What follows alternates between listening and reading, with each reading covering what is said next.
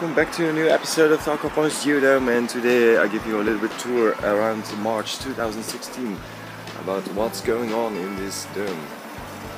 So first I made some changes to the system again. Water is flowing into the duckweed tank back, so we don't have to pump it up with an extra pump. It's better. A little bit decrease of efficiency of the pump, but yeah, still enough. And I hooked up the outlet of the IBC water tank to the bottom of the water, and now we have much more clear water, and we can see the fish more clearly. A lot of the detritus has been removed from the bottom, still a lot of there, but you can see them much more better. It's like really nice to have this, and the particle flow rate is like still a lot, but after 3 days of filtering it's definitely getting less every day. Now the swirl filter is typically a different story now. It's been full with the detritus. It's like really big bottom of detritus there. I don't have enough critters to process that enough detritus, but yeah. Let's take a look at the rest of what's going on.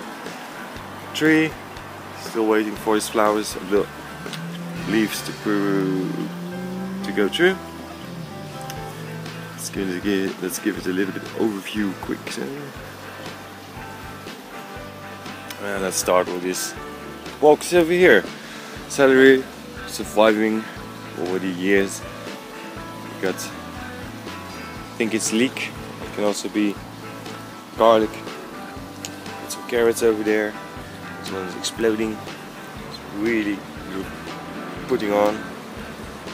Strawberries over there. We got some clones from the flowers calendula. It's for the project for hanging baskets at light lanterns in the street. And soon we will have. This is also a production for the hanging baskets, young plants, young sprouts. Hopefully they will be on time. But in the next coming 2 weeks there will be 400 young plants arriving here to be planted in this system and in the greenhouse over there to provide enough plants for these baskets. They look like this, and you can hang them around on Latin on the street, so you have a nice flowery bench soon. Well, the mint bar over here is going absolutely crazy.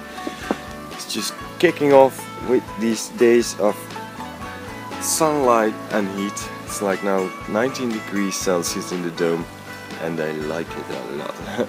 It's not much to be seen about the efficiency of mineral efficiency compared with a deep water culture bed. They were like yellowish leaves. And I think that is the minerals are still locked inside these stones. But when you pull out a mint plant, you can see a lot of fungus growing aside these roots. Fungus can release these minerals from this rock by putting acid onto it and dissolving it. So I think these rocks and the fungus give enough minerals to this batch of mint plants, so they have no deficiency anymore. So it's really great. Nice thing should also be that the excess minerals that come free of this process will also be diluted in the water and be given back to the rest of the system. So yay! Now we'll get a cherry over here. I think it's a cherry or something like that. It's in Japanese now berry. It's berry type or raspberry. I don't know, but it's growing better than last year. Nice green. Compared with this one, it also has new branches seeking out a new life. Now I also cloned a lot of small plants like these. I get a little problem with the moisture, but maybe they will get back. So we cloned a lot of flowers from these plants. So the hanging baskets can also be filled with these clones. Now I have some here, over here. Here also new plants.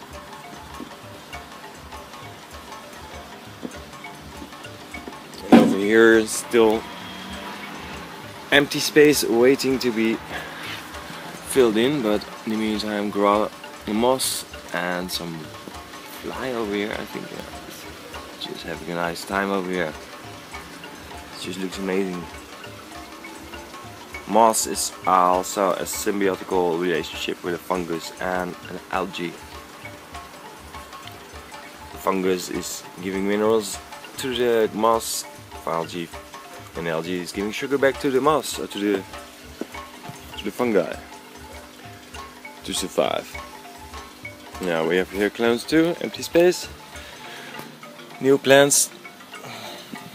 Yeah, they take a long time to arrive, but they come. We got a lot of clones, they do nice. They should have 2 months to prepare, so enough time for them. Then we and we have the beets. They also take off nice. They like it a lot. We transplanted them maybe 4 weeks ago,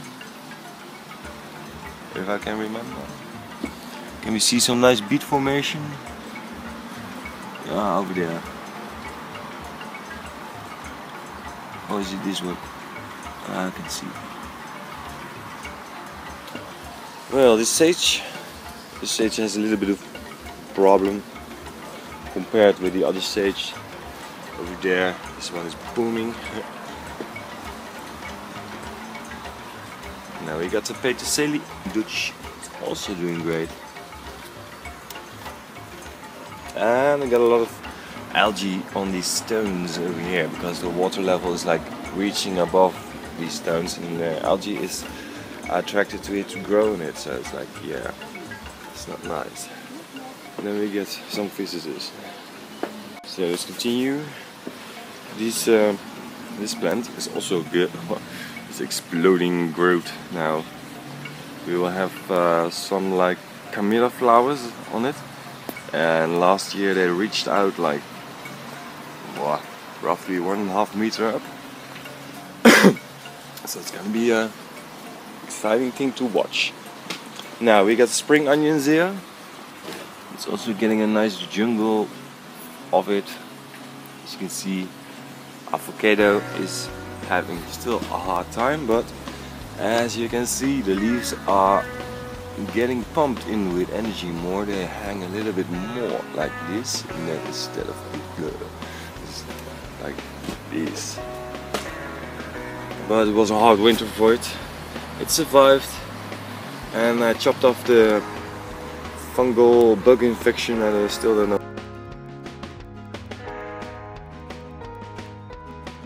what it was, but looked on the microscope, couldn't see anything particular funky of it. Still think it's just a fungus. But anyway, I cut it off so it cannot reach down into further decomposition of this avocado. Thyme, that's a nice thyme. It's also smelling right, very strong again. It's like, oh, so nice. Then we got over here. I replanted this peterselie Dutch because it's turning yellow in the deep water culture. That's, I think it's still a mineral deficiency dissolved in water, so maybe if they will grow further in a rocky environment like this, I want to see what the difference shall be or can be compared with a deep water plant culture. But it's the same with these. They also have yellow leaves instead of these green leaves. So anyway, and we got the bathtub. It's just also exploding again with mint. Still have to cut through all these roots. I'm gonna do it soon. And over here the sprouting boxes. I replanted a lot, but still enough to germinate. Left to germinate. Then we got the lettuce over here. We are getting it. Is it nice? They are there. So he's also germinating nice. These calendula are also growing in this box. I was trying this setup is better compared with half in a grow bed and then compared with in a grow bed. Now I read that they don't like frost, so I covered them up, but now I'm gonna release them without cover because it's not gonna freeze that hard anymore, and we've got enough warmth in the dome to maintain that heat above 0 degrees. So let's start with these.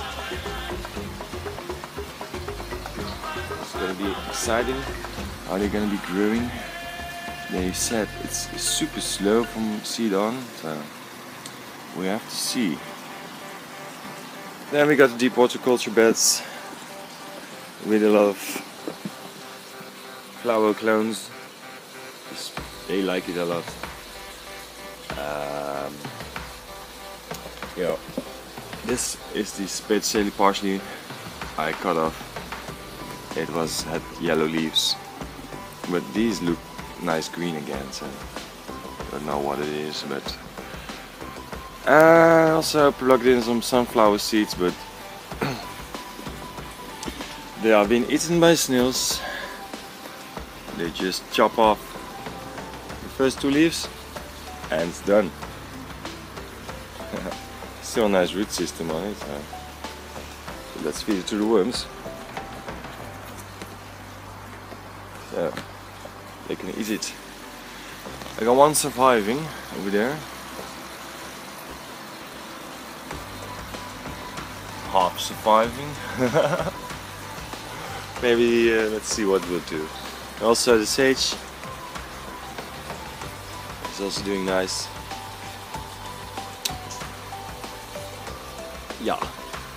And this bed shall be full of flowers in the coming next weeks. Especially when we're gonna plant a lot of them from the grower. Now this is just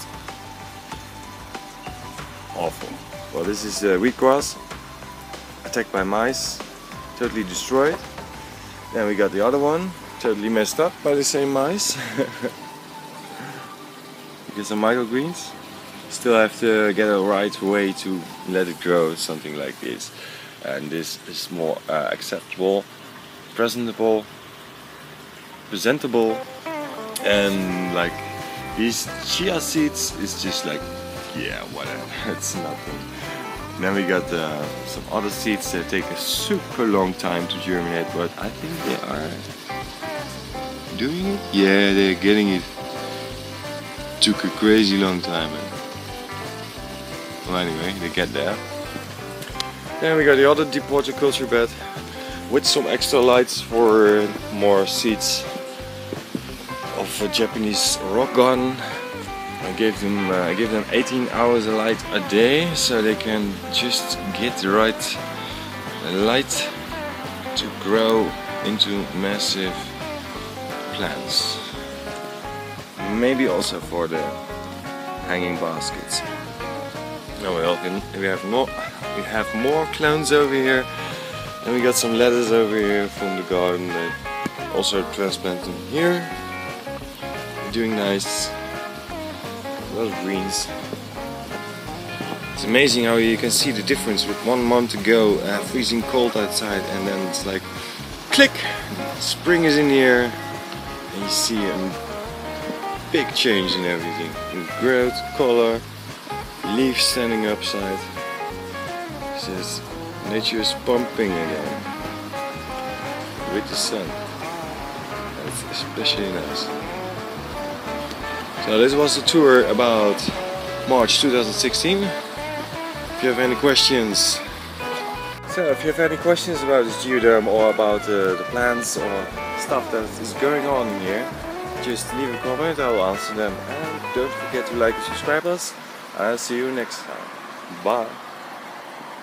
If you like my videos about aquaponics, you should also listen to the interviews of Visionary Aquaponics by Marie Boulatour, with everything about aquaponics she wants to share with us, with monthly new episodes from over the whole world. So tune in and click on the link or just visit the website. Are you fascinated from the videos I make about the Aquaponics Geodome and other projects? Maybe you would like to visit us. We are year-round open, located at the Gooienstraat, Deventer in the Netherlands. You're always welcome to look at our systems or just visit our website. If you have any questions or comments, leave them behind and don't forget to like and subscribe. Until next time.